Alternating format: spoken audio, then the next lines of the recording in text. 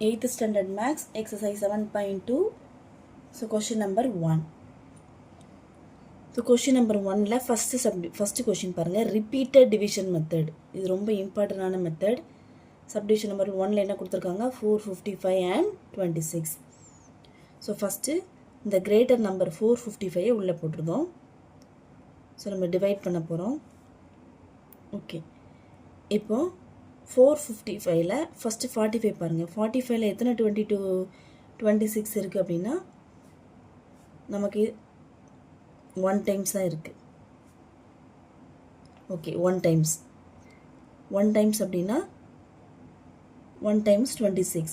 So balance பாருங்க. balance minus பண்ணோம் அப்படினா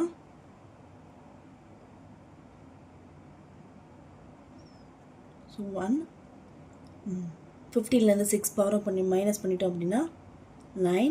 so இங்க ஒரு borrow பண்ணதால இங்க 3 ஆயிரும். 3 minus 2 1. ரிமைனிங் இந்த 5 கீழ போட்டோம். இப்போ 26 ல எத்தனை டைம் உங்களுக்கு 195 இருக்கு அப்படினா 7 டைம்ஸ். 26 இன் 7 ஐ மல்டிப்ளை பண்ணுங்க. 6 7s are 42 க்கு 2 balance 4. 2 7s are 14. 14 plus 4 18. so 7 times இப்படி போடும்போது நமக்கு ஆன்சர் என்ன வரும் 182 வரும். ஸோ இதுக்கு மேலே இதை போட முடியாது. அப்போ மைனஸ் பண்ணிடலாம்.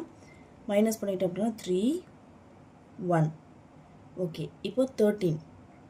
இப்போ நம்ம கம்பேர் பண்ண வேண்டியது ரிமைண்டர் வந்த 13ஐயும் இந்த 26ஐயும் கம்பேர் பண்ணணும். ஸோ 13 தான் ஸ்மால் நம்பர், 26 பெரிய நம்பர். ஸோ அதை வெளியில் போட்டுட்டு 26ஐ உள்ளே போட்டுரும். 26 எத்தனை டைம் இருக்குது 13ல் 2 times இருக்குது. So 2 into 13 26. ஸோ நம்ம answer 0. therefore HCF of 445 and 26 is equal to வெளியில் வந்திருக்குல்ல நம்ம இந்த ஆன்சர் 13. இந்த ஆன்சர் தான் நம்மளுடைய answer. So HCF equal to 13.